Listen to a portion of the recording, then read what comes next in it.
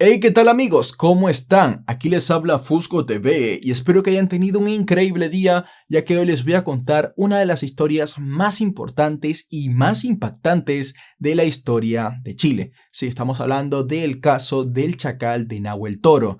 Y este caso, pues, me lo han recomendado mucho y yo cuando veo que un caso me lo recomiendan mucho, ya por experiencia digo, sobrevalorado, pero no. Escuché esta historia y dije, wow, qué locura, que ya el crimen en sí que sucede acá pues da mucho de qué hablar, pero lo que hizo que este caso fuera tan popular fue lo que sucedió después de esto, que bueno, se creó un dilema sobre si el ser humano es malo por naturaleza o porque si pues le das una buena educación a un criminal puedes reinsertarlo en la sociedad. Y también acá pasó algo muy raro, que bueno, que a este asesino pues mucha gente hasta el día de hoy le reza, pues le venera y le pide favores así como si fuese un santo. Y bueno, pues tú en este video al conocer esta historia pues puede que digas, pues tiene sentido que la gente le rece. O también puedes decir, qué loca está la gente, ¿cómo le van a rezar a un asesino? Ah, sí, por cierto, que se me olvidó mencionarles que en este canal se van a estar hablando de casos un poco más fuertes de los que se habla en el canal principal. Este video no lo hubiese podido hacer en el canal principal ya que es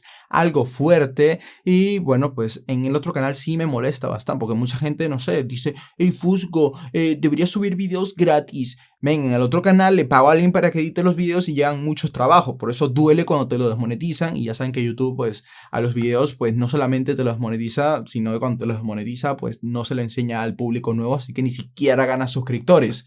Y eso molesta ya, pues llevan mucho trabajo, pero en este canal, ya que pues sí llevan un trabajo los videos, pero no llevan tanto como aquel, no me molesta tanto que lo desmoneticen, así que puedo darme un poco más de libertad, ¿ok? Y ya dicho esto, empecemos con la historia que empieza en el año 1960 en el país Chile, concretamente en la comuna de Coihueco que está ubicada en la región de Ñuble. Ni siquiera los chilenos saben muy bien dónde queda esto, pero esto es una zona algo rural, no sé cómo está a día de hoy, pero esto era como un problema siempre ha sido un problema en el país, pero en ese entonces era pero que muy marcado, que en la capital pues todo estaba pues más avanzado y en las zonas rurales la gente era dejada como de lado. En esta zona había mucha gente analfabeta, también mucha gente pues en situación de calle, vagabundos, también muchos bandidos y también gente conocida como cuatreros, que no solamente pues le decían así porque no sabían contar ni siquiera hasta el número 4, sino también porque robaban animales que iban en 4 patas como vacas, caballos y cerdos. Continuando con la historia, el 26 de agosto del año 1960, resulta que un campesino llamado Exequiel, con X, pero le voy a decir Ezequiel ya que es más sencillo, Dinamarca, alias Cuelo, quien era dueño de un fundo de nombre El Cayacal, visitó un pequeño rancho situado en Nahuel Toro, esta comuna de casas. Y para los que no sepan, fundo es como se le dice en Chile y también creo que en Perú, a estas haciendas de campo donde se siembran pues vegetales y también se crían animales, ¿ok? Son como parcelas. Pero le voy a decir fundo porque es el vocablo que se usa en esta zona. Acá en Nahuel Toro vivía una mujer muy pobre de 38 años llamada Rosa Elena Rivas Acuña. Esta había quedado viuda luego de que su esposo fuera asesinado a apuñaladas en una pelea. Esta señora trabajaba lavando ropas ajenas y cuidando algunas gallinas pues que le quedaban por ahí. Esto le alcanzaba muy poco para sobrevivir y esta señora tenía que mantener a sus 5 hijas pequeñas con las cuales compartía hogar. Pero esta señora pues nunca recurrió a robar ni a nada de eso y pues todos los que la conocieron y los que trabajaban con ella siempre hablaban muy bien de ella, de su ética de trabajo y la tenían en muy alta estima. Resulta que este día de agosto el hombre Ezequiel Dinamarca, había ido a Nahuel Toro con la intención de saldar una deuda que tenía con Rosa por la compra de algunas gallinas que habían pactado hace un tiempo atrás. Él conocía muy bien a Rosa, pues ella solía trabajar temporalmente en fundos tales como los de los que él era dueño. Por lo tanto, al llegar a la zona de Nahuel Toro, que es en donde estaba construida la improvisada casa de Rosita, el hombre pues va para allá y procede a caminar lentamente por este camino de tierra que pues lleva a la casa de esta señora. Esta era una zona bastante rural, bastante desolada y el hombre en eso que se acercaba a la casa aplaudía ya que como pues acá no había ni timbres ni puerta a las que tocar, pues uno como que mientras se iba acercando a la casa pues iba palmando, pues así golpeando las manos a ver si alguien se asomaba para no llegar así de sorpresa. El hombre entre que más se acercaba a la casa, veía que ahí estaba el corral, veía que sí, todo estaba un poco solo, pero veía que todo estaba normal por los momentos. Aún así, a pesar de que aparentemente todo estaba en orden para este hombre, él decía que mientras más se acercaba a la casa, más su cuerpo le gritaba de que algo raro había ahí dentro. Y si te pones a pensar, lo normal es que en una casa en la que hay 5 niñas pequeñas y que no había internet en estos momentos, lo normal es que estas niñas estuviesen gritando, saltando, riendo, haciendo un montón de ruido, pero no, todo estaba en absoluto silencio y ese señor, pues, él seguía aplaudiendo sus manos y en eso nadie se asomaba, nadie le decía nada y para él era algo raro, no era normal tampoco que toda la familia se fuera de golpe en un día normal. Así que bueno, una vez este hombre se situó enfrente de la casa, empezó a gritar el nombre de Rosa, empezó a ver por los costados, a ver si había alguien, y no había nada de movimiento. Y en eso, en esa corazonada que sentía, el hombre decidió adentrarse en la casa. Lo que encontraría adentro lo marcaría por el resto de su vida y daría comienzo a una historia tan tremenda que quedaría en el recuerdo de muchos chilenos para siempre. Acto seguido, este hombre procede a cruzar por la tranquera que servía como puerta de la improvisada casita. En eso el hombre gira a la izquierda y así se encuentra de primer plano, tendido en el salón, el cadáver de Rosa. El hombre no lo podía creer.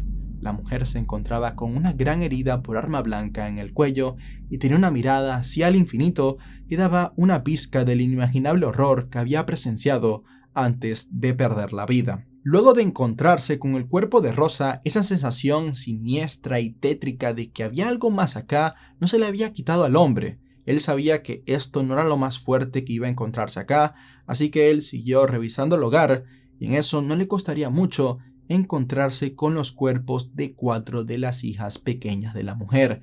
Estas tenían 10, 8, 6 y 4 años respectivamente y los detalles de cómo pues fueron encontradas tampoco voy a indagar mucho en ello y la policía tampoco quiso dar mucho detalle al público. Este hombre de campo ya estaba muy alterado por el escenario que estaba presenciando, pero aún así juntó fuerzas para seguir recorriendo el pequeño lugar y ver si había la esperanza de encontrar a alguien en el rancho que aún estuviera a tiempo de salvarse. En eso el hombre se encuentra en una parte de la vivienda el cuerpo de la hija más reciente de la mujer, una bebé de tan solo 6 meses.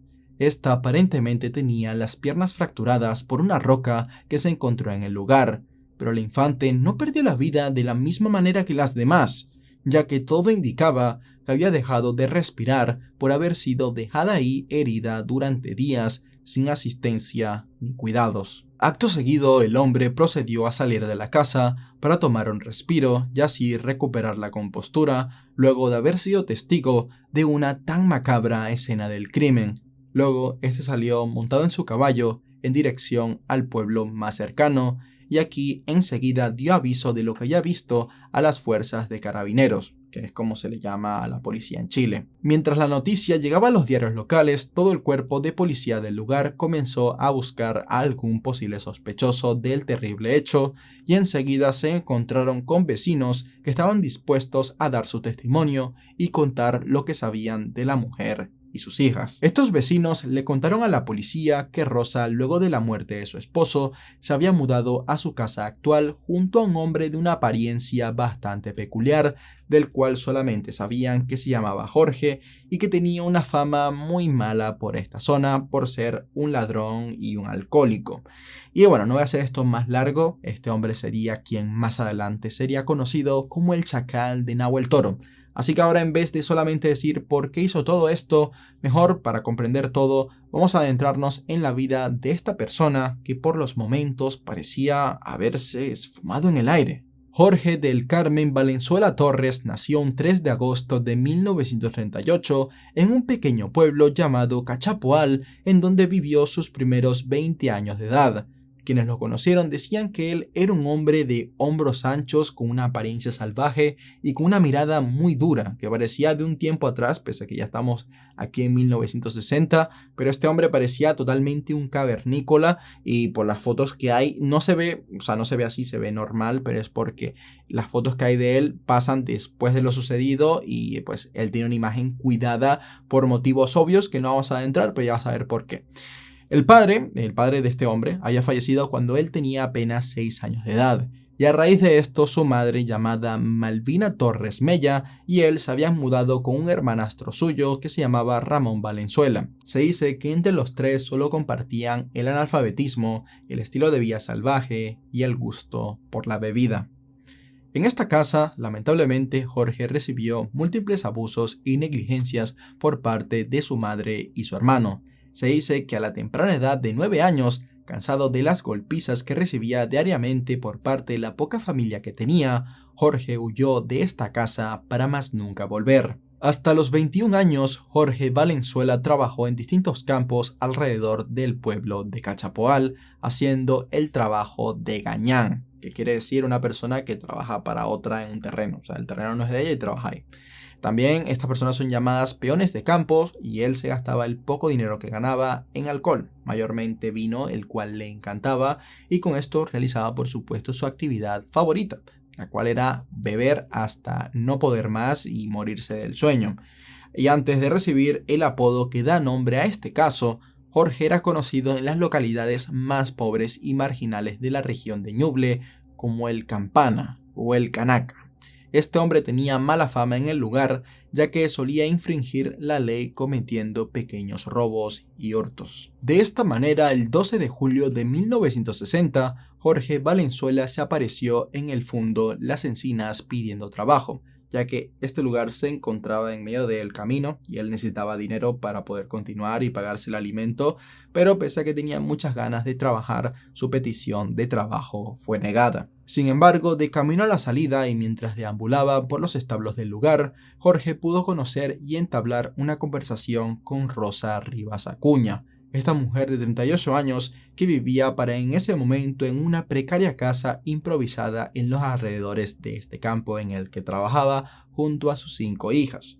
Rosa vio en este muchacho de aspecto salvaje como como un compañero. Ella estaba acostumbrada a vivir en pareja y su pareja pues haya muerto, así que ella veía como en él como esa persona que podía reemplazar eso, y por un momento como que se llevó bien, ambos se entendían un poco. Y ella lamentablemente nunca se esperaría lo que este hombre le haría más adelante. Luego de esta visita, Jorge y Rosa conectaron muy bien, así que la mujer decidió acoger al joven en su hogar y se dice que comenzaron a ser pareja. Pero inspirado por la mala imagen de borracho y vagabundo que Jorge tenía por la zona y debido a que el hombre no le daba buena espina a nadie, el dueño del lugar en donde Rosa trabajaba cortó toda relación laboral con ella. A lo cual la mujer, viéndose en esta situación, decidió irse a vivir a un pequeño rancho que fue construido de manera precaria por su nueva joven pareja, esta vez en un sector llamado La Isla, cerca del puente del río de Nahuel Toro. Por este entonces, a pesar de que a Jorge le costaba encontrar trabajo y los pocos que encontraba le daban una escasa paga, el tipo seguía gastándose todo lo que ganaba en alcohol. Rosa, casi por su propia cuenta, mantenía a la familia con lo que conseguía trabajando en cosechas, lavando ropa y criando y vendiendo gallinas, las cuales mantenía en un pequeño corral que tenía afuera de la humilde casita. Además, como recientemente ella había quedado viuda, le correspondía cobrar una pensión del servicio social, un dinero que por asignación familiar y cuyo total acumulado en el tiempo era de 140 escudos, los cuales sería algo como 160,000 pesos chilenos o $160 a precio actual. Y bueno, con la inflación no sé, pero era un dinero que le iba a dar como un respiro. Alguno puede decir, oye, esto no es mucho, pero en ese tiempo y en el campo y con lo poco que esta señora tenía, pues ese dinero le iba a ser de gran ayuda. Finalmente llegaría el día del 20 de agosto de 1960. Acá el cielo amaneció despejado sobre el pequeño caserío de Nahuel Toro. Aprovechando el buen tiempo de esa mañana, Rosa se dispuso a viajar junto a su hija mayor rumbo a un poblado cercano de nombre San Carlos, con la intención de vender 3 gallinas que llevaba en una pequeña jaula. En este pueblo también estaba instalada una oficina del gobierno, a donde Rosa planeaba cobrar la pensión del servicio social. Rosa llegaría a San Carlos por eso del mediodía, y por un motivo u otro la mujer no pudo cobrar este dinero tan necesario para ella, y como necesitaba volver con algo con lo que alimentar a sus pequeñas hijas, Rosa se vio obligada a vender ahí mismo las gallinas que había llevado, y al parecer la mujer tuvo éxito, por lo cual luego de que le pagaran se dirigió a una despensa del pueblo en donde compró 6 panes, alguno que otro dulce, y muy importante, se llevó consigo 3 litros de vino, los cuales llevó dentro de una calabaza de cuero.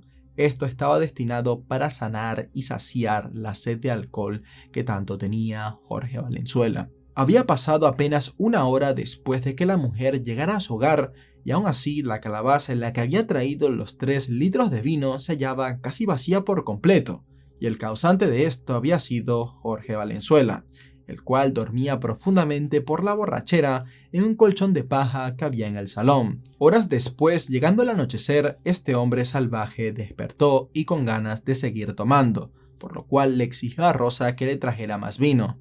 Rosa así lo hizo, pero en menor cantidad de lo que el hombre esperaba, pues ya no había más, y estos vivían en medio de la nada. Esto hizo que Jorge se enfureciera, y este le reclamó a la mujer por dinero para poder comprar más vino, ya que él sabía que ella aún guardaba una pequeña suma para emergencias en la casa. En serio, qué asco este hombre. Rosa, cansada de que el tipo se gastara gran parte de los ingresos del hogar en bebidas para alimentar su alcoholismo, se negó y comenzaron a discutir. La pobre mujer jamás podría haber imaginado cuál sería la reacción de Jorge ante la falta de vino y la negativa que recibió al pedir más dinero. Acto seguido de escuchar la negativa, ciego de furia y aún ebrio, Jorge se abalanzó sobre la mujer. En sus manos brillaba peligrosamente un machete afilado que servía como guadaña u hoz, de esas de las que se usan para trabajar en el campo, pero esta vez Jorge la usaría en la supuesta persona que amaba. A continuación, como todos conocemos, el chacal blandiría su arma sobre la mujer repetidas veces. No conforme con ello, Valenzuela levantaría una piedra de aproximadamente 10 kilos de peso y la dejaría caer con furia sobre el abdomen de Rosa.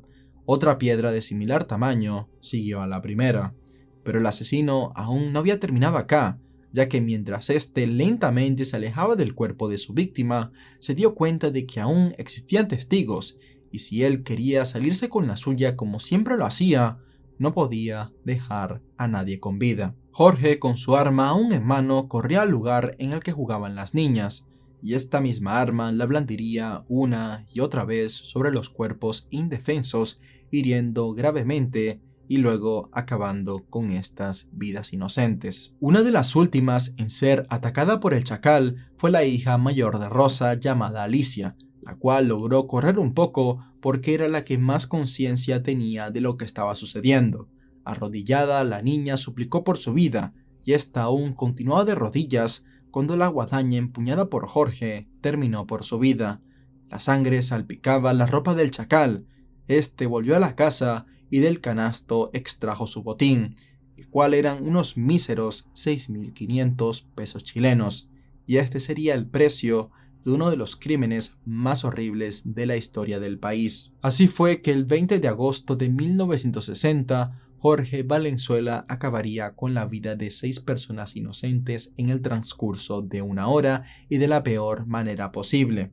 6 días después de esto, como ya les comenté antes, Ezequiel Dinamarca encontraría los cuerpos en el hogar. La noticia se esparció rápidamente por todo el país por quienes la escuchaban, y seguido la policía se puso manos a la obra, ya que si este hombre fue capaz de hacerle esto a la mujer que le recibió de brazos abiertos, sería capaz también de hacerlo con cualquier persona que se le cruzara en el camino. Ahora solo quedaba encontrar y capturar a este hombre, cosa que es más fácil decir que hacer, y la policía estaba muy asustada porque pensaban que este hombre ya había acabado con la vida de otras personas o que también se estaba haciendo pasar por alguien más, ya que por este tiempo pues había muy pocos registros y era bastante difícil seguirle la pista a un criminal y también tener ayuda de los testigos, porque por ese tiempo era bastante difícil que se esparcieran las noticias, ya que no había ni internet y la televisión sí existía, pero no era para todo el mundo. Con eso pasó un mes después del violento suceso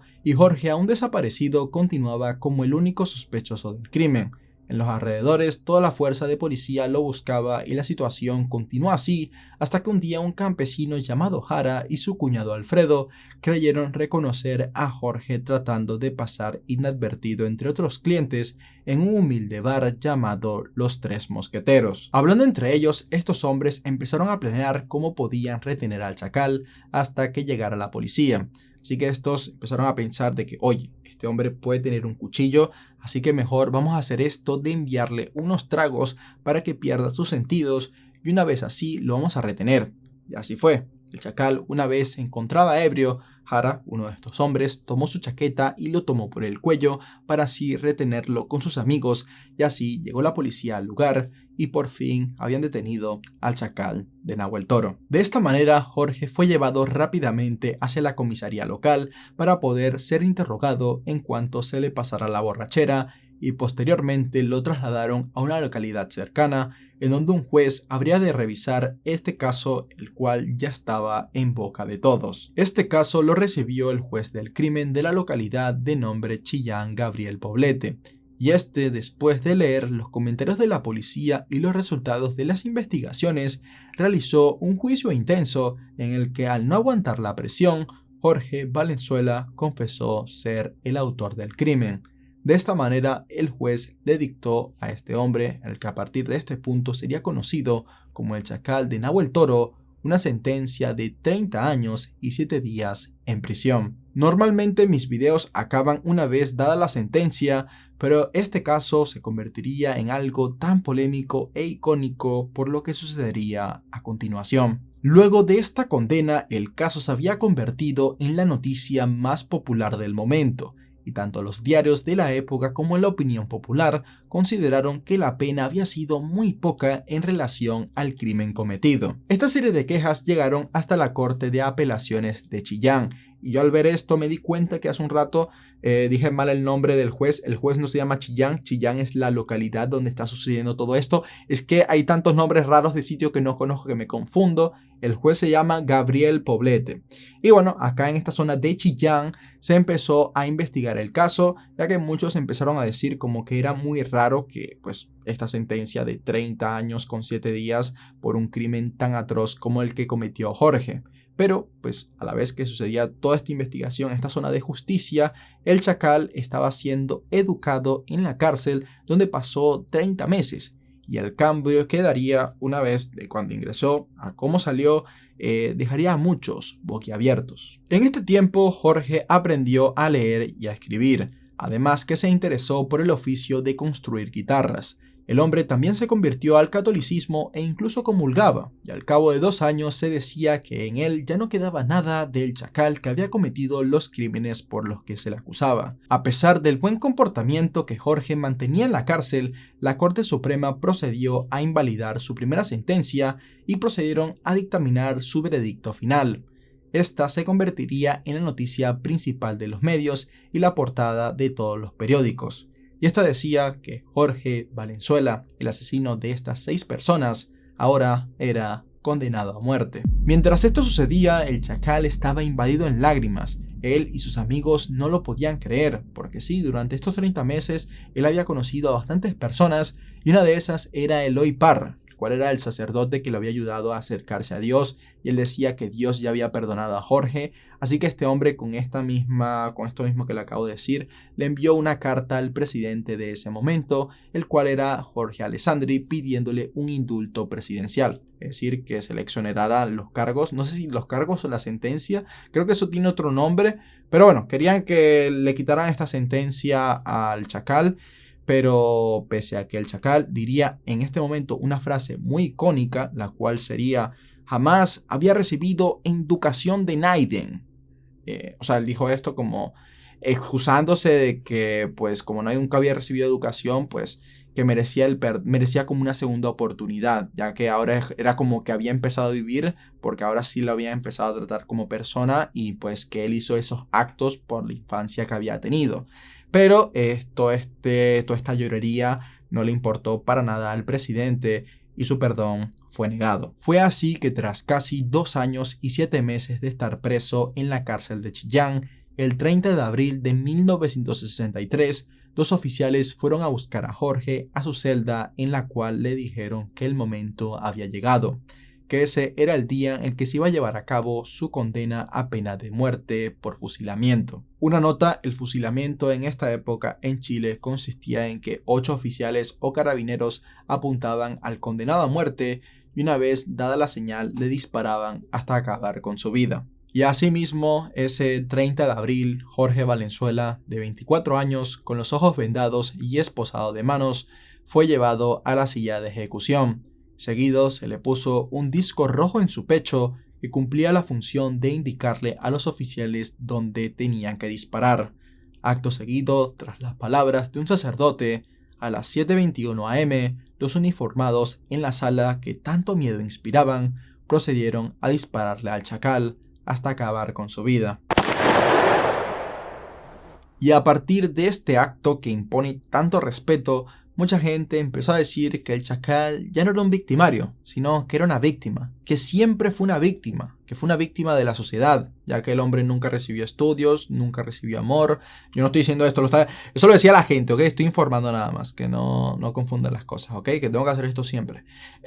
Bueno, la gente empezó a decir eso, que él no merecía eso, que este hombre una vez recibió esas cosas que se le negaron de niño, demostró ser una buena persona, que hizo bastantes amigos, que podía ser reinsertado en la sociedad y bla, bla, bla.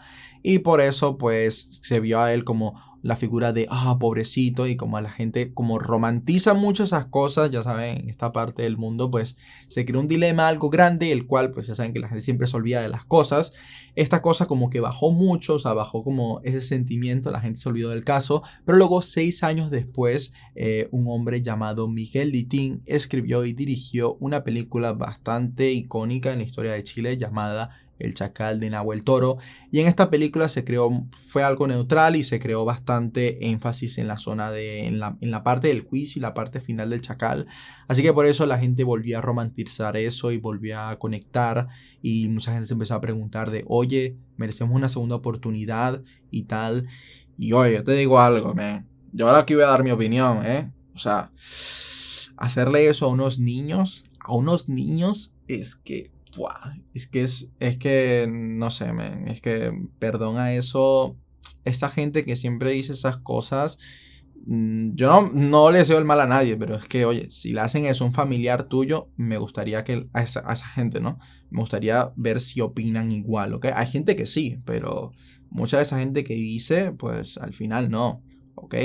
Y bueno, pues con esto se finaliza esta historia que, ojo, me faltó decir que el chacal se convirtió como en una figura religiosa. Mucha gente empezó a rezarle, hasta a día de hoy le rezan a su tumba, y el 1 de noviembre, el Día de Muertos, bastante gente va a su tumba a rezarle, ya que lo que significa como la figura de él, el santo de él, significa la redención y el perdón de Dios más allá de la gravedad de los pecados cometidos. Mucha de esta gente como que lo defiende porque es como que Dios es tan grande que un hombre que hizo algo tan horrible como él pudo ser perdonado, entonces el poder de Dios es inmenso. Entonces, por eso mucha de esta gente pues lo defiende. Es como trato de explicar esto. Y también hay algo que vi en un libro que no tiene nada que ver con este caso, pero como que me hizo pensar, y es que cuando tú usas una fuerza muy grande, como puede ser un fusilamiento, un gobierno, contra una persona, pese a que esa persona hizo actos horribles, como que